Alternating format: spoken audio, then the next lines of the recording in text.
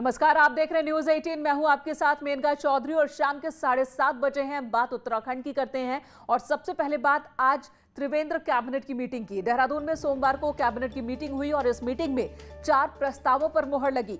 PG करने वाले डॉक्टरों को लेकर अब बैंक गारंटी उनसे नहीं ली जाएगी। आपको बता दें कि पहले 1 करोड़ रुपए की बैंक गारंटी ली जाती थी, लेकिन पिछले हफ्ते कैबिनेट मीटिंग में इसे 50 लाख रुपए कर दिया गया था और अब बैंक गारंटी को खत्म ही कर दिया गया, पूरी तरह से खत्म कर दिया गया। हालांकि अब भी बॉन्ड भरना जरूरी होगा। वहीं नर्सों की नियुक्ति अब चिकित्सा सेवा बोर्ड की बजाय प्राविधिक शिक्षा परिषद के जरिए होगी। ये प्रावधान केवल 1 साल के लिए लागू किया गया है।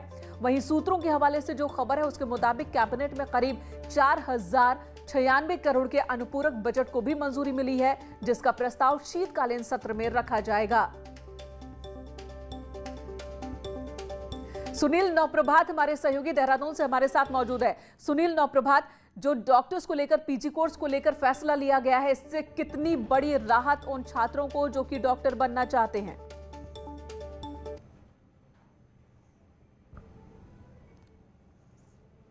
देखिए नीलू, ये जो डॉक्टर्स हैं, जो एमबीबीएस डॉक्टर्स हैं, अगर वो पीजी करने जाते हैं तो उनके लिए बड़ी राहत होगी, क्योंकि अभी तक सरकार करीब 1 करोड़ का बॉन्ड उन डॉक्टर्स से भराती थी जो पीजी करने जाते थे, जो एमडी करने जाते थे। पिछली कैबिनेट में हमने देखा था कि इस 1 करोड़ की राशि को घटाकर 50 लाख कर दिया गया था, क्योंकि इसका बहुत विरोध हो रहा था। डॉक्टर्स का कहना था कि 1 करोड़ की धनराशि बहुत ज़्यादा होती है, तो पिछली कैबिनेट में इसको 50 लाख किया गया था। लेकिन इस बार जो आज की कैबिनेट बैठी उसमें जो बताया जा रहा है कि इसको 50 लाख से भी अब समाप्त कर दिया गया है। केवल डॉक्टर्स को बॉन्ड भरना होगा अगर वो पीजी करने जाते हैं। तो ये तमाम उन डॉक्टर्स के लिए एक बड़ी अच्छी खबर है, बड़ी खुशखबरी है जो पीजी करना चाहते हैं। बिल्कुल, तो जो एमबीबीएस डॉक्टर पीजी करना चाहते हैं उनके लिए तो बहुत राहत की खबर है। नर्सेस को लेकर, उनकी नियुक्ति को लेकर भी फैसला लिया गया है, इसका क्या असर होगा?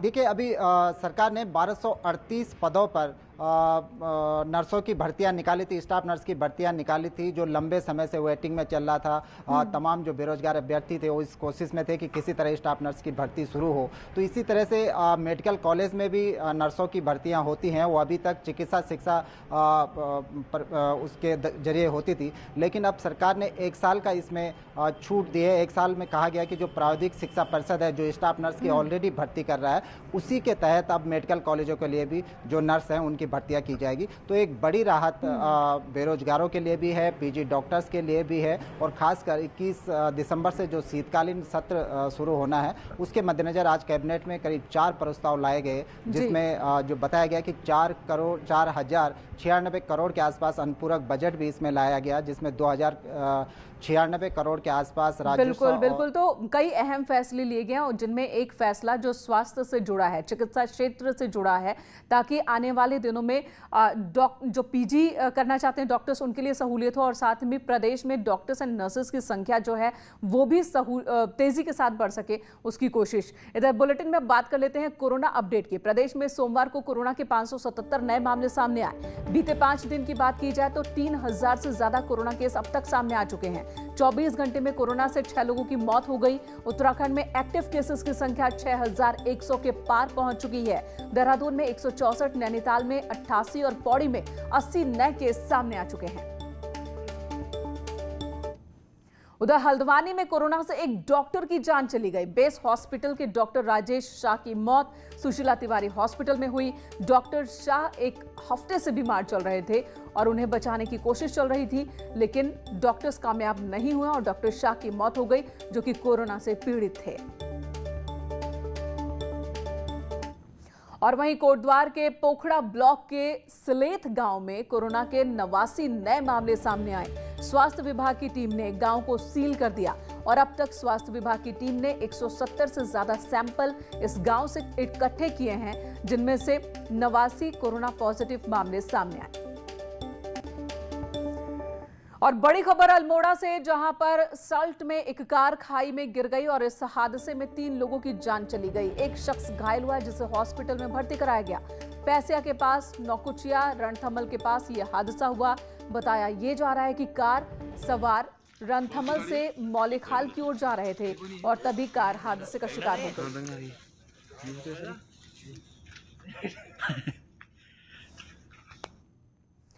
उधर 8 महीने से बंद यूनिवर्सिटी और कॉलेज कल यानी कि मंगलवार से छात्रों के लिए खुलने जा रहे हैं। कमोवेश सभी यूनिवर्सिटीज को और डिग्री कॉलेजों ने छात्रों के लिए एसओपी जारी कर दी है। अधिकांश कॉलेजों ने स्थानीय छात्रों को कोविड रिपोर्ट से छूट दी है, जबकि दूसरे राज्यों से आने वाले छात्रों के लिए कोविड की नेगेटिव रिपोर्ट जरूरी होगी।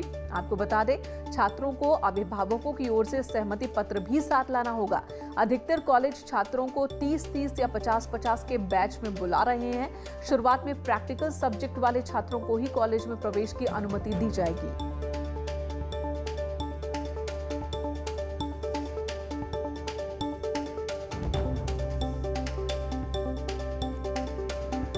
कॉलेज प्रशासन का कहना है कि शासन की जो गाइडलाइन है उसे पूरी तरह से फॉलो किया जाएगा, यही कोशिश रहेगी।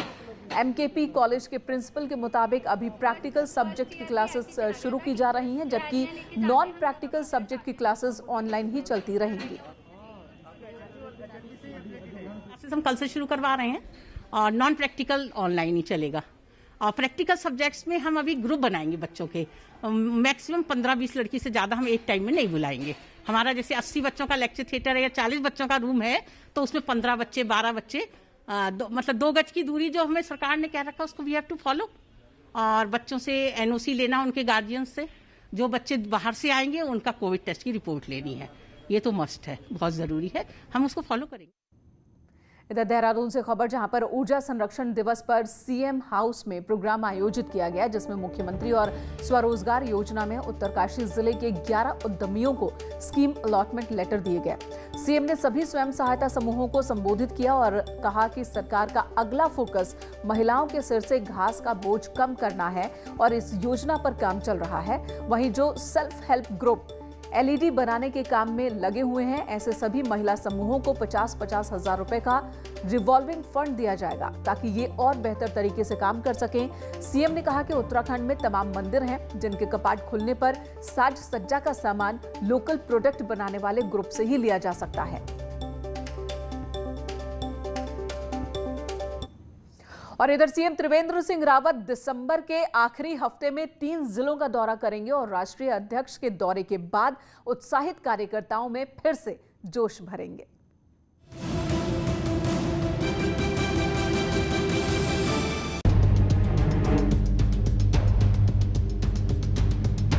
बूथ जीतो, उत्तराखंड जीतो, ये मंत्र बीजेपी के राष्ट्रीय अध्यक्ष जेपी नड्डा ने अपने उत्तराखंड दौरे में कार्यकर्ताओं को दिया।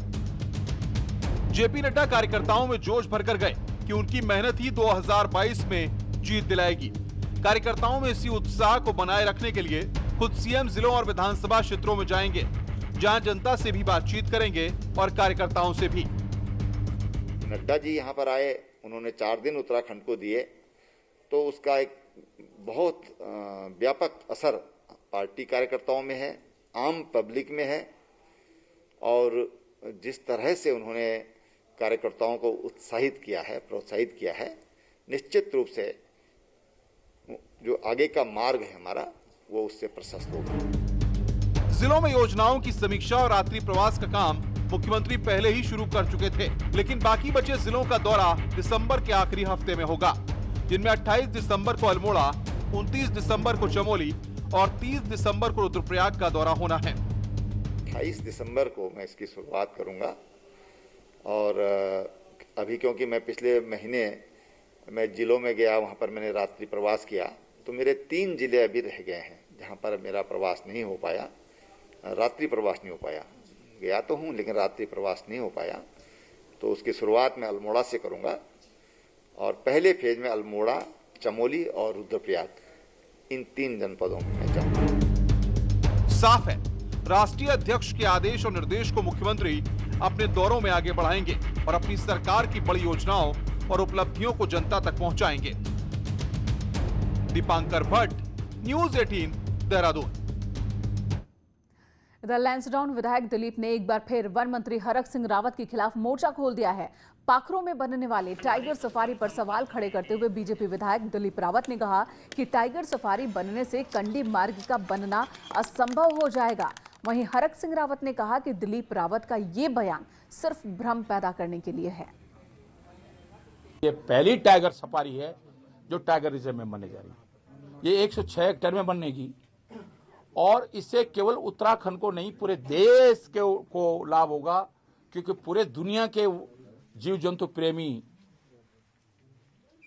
कॉर्बेट नेशनल पार्क में टाइगर देखने के लिए पाखरों आएंगे और इससे उत्तराखंड की अर्थव्यवस्था को, उत्तराखंड के रोजगार के सृजन में बहुत बड़ा एक छलांग हम सोचते हैं इस टाइगर सफारी के खुलने के बाद लगेगी। जहां तक कंडीमार का सवाल है, क्योंकि ये पहले ही ये टाइगर सफारी ऐसी जगह बन रही है जहां पहले से ही पीडब्ल्यूडी के पास सड़क ट्रांसफर हो चुकी है, पाखरों तक, पाखरों से पहले बन रही है और ये वहां तक पीडब्ल्यूडी को पहले ही ये सड़क पक्की सड़क है पाखरों तक। तो इसलिए इस पर कोई फर्क नहीं पड़ेगा कि कोई ये सोचे भ्रम रहे कि साहब टाइगर सफारी बनने के बाद शायद कंडीमार को जीव जंतुओं के, वाइल्ड लाइफ के कारण परमिशन नहीं मिल पाएगी, तो ये भ्रांति है। इधर कर्मकार कल्याण बोर्ड के चेयरमैन पद से हटने से लेकर अब तक बोर्ड के मामले में करीब चुप्पी साधे रहे हरक सिंह रावत ने सोमवार को प्रेस कॉन्फ्रेंस बुलाकर अपना पक्ष रखा। हरक सिंह रावत ने पूर्व सीएम हरीश रावत को टारगेट करते हुए अपने कार्यकाल और हरीश रावत के कार्यकाल का लेखा जोखा पेश किया। उन्होंने कहा कि रावत ने सिर्फ पैसा बटोरा है, श्रमिकों पर खर्च नहीं किया। हरक ने कहा कि 2010 से लेकर 2017 तक जहां 1,90,000 श्रमिकों के रजिस्ट्रेशन हुए हैं, तो वहीं इन 3.5 सालों में उन्होंने 1,80,000 रजिस्ट्रेशन कराए हैं। हरक सिंह रावत ने कहा कि कोटद्वार में 300 बेड के अस्पताल के निर्माण को नियमानुसार ही 20 करोड़ रुपए जारी किए गए। इसमें न कोई घोटाला हुआ, न किसी अधिकारी कर्मचारी की गलती है। कि तुमने पैसे लेके इकट्ठा करा दिया और छोड़ के चले गए तो कर्मकारित हुआ? अरे तुमने तो जिसके लिए पैसा लिया, माना अर्थी के लिए पैसा इकट्ठा किया तुमने, तो अर्थी बेचारे मजदूर मर गए, उसके अर्थी पे तो दिया ही नहीं तुमने पैसा, तो उसको परेशानी हो रही है हरीश भाई को। तो उधर 21 दिसंबर की बात करते हैं, जब विधानसभा सत्र की शुरुआत होगी तो बेरोजगारी के मुद्दे पर यूथ कांग्रेस ने घेराव की तैयारी कर रखी है और यूथ कांग्रेस का यह घेराव नए प्रभारी के नेतृत्व में होगा।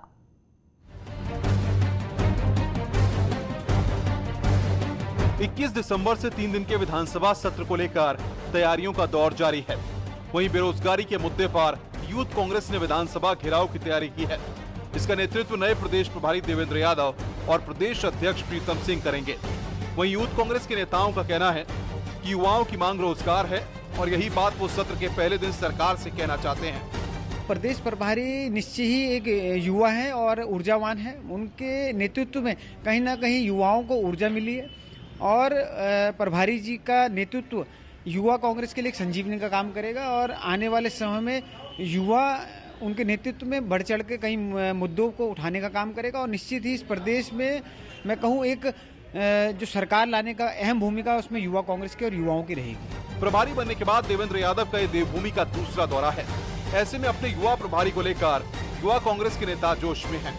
विधानसभा घेराव करने जा रहे हैं, तो विधानसभा जब घेराव की एक चर्चा हुई उसके बाद ये पता लगा कि हमारे प्रदेश के प्रभारी भी आ रहे हैं और हमारे राष्ट्रीय अध्यक्ष भी आ रहे हैं, तो सारे युवा कांग्रेस के कार्यकर्ता और नेताओं में बहुत ही उत्साह है। रोजगार को लेकर सरकार साफ कर चुकी है कि यह मुद्दा उसके टॉप एजेंडे में है और इस पर काम भी हुआ है। ऐसे में देखना होगा कि रोजगार की मांग पर यूथ कांग्रेस का घेराव क्या असर दिखाता है और कितना कामयाब होता है। दीपांकर भट्ट, न्यूज़ 18, देहरादून।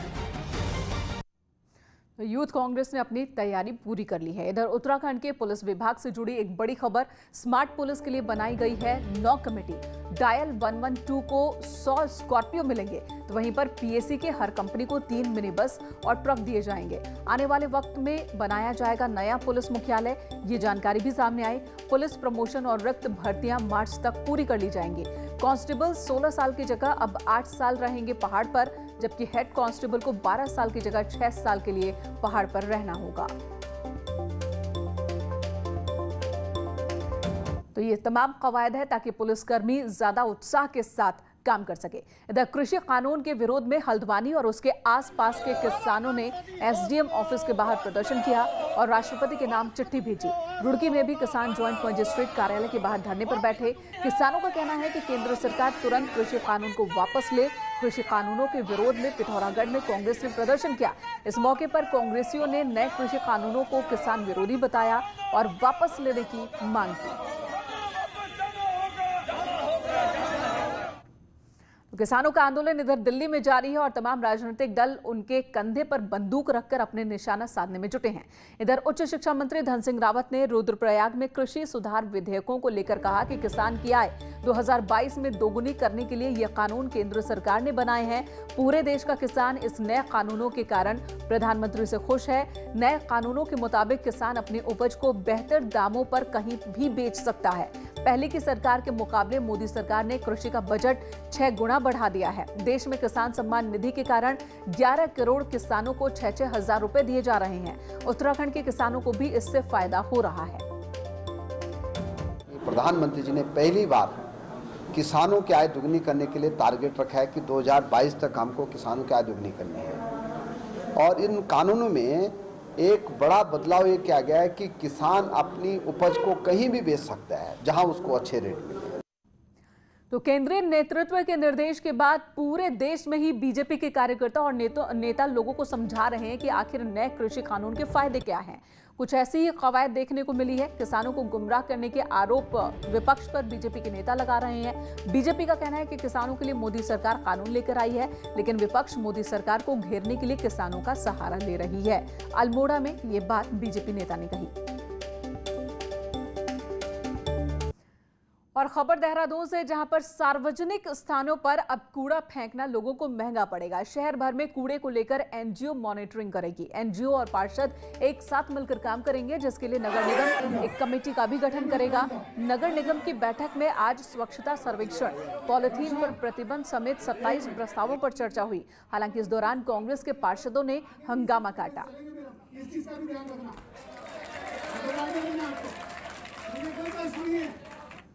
इधर हरिद्वार की सड़कों पर खुले में जानवरों को काटे जाने पर हाईकोर्ट ने सख्त तेवर दिखाया है।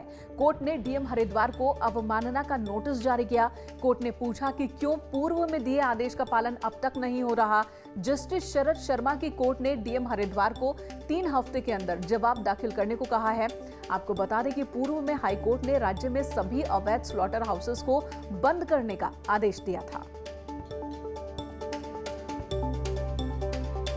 हमने आरटीआई इंफॉर्मेशन फोटोग्राफ्स पेश किए हैं, जिससे ये साबित होता है कि कोर्ट की डायरेक्शंस फॉलो नहीं हो रही हैं और even cow slaughter is going on in open in Haridwar. तो कोर्ट ने उसको गंभीरता से लेते हुए उसमें contempt notice district magistrate Haridwar को इशू किए हैं।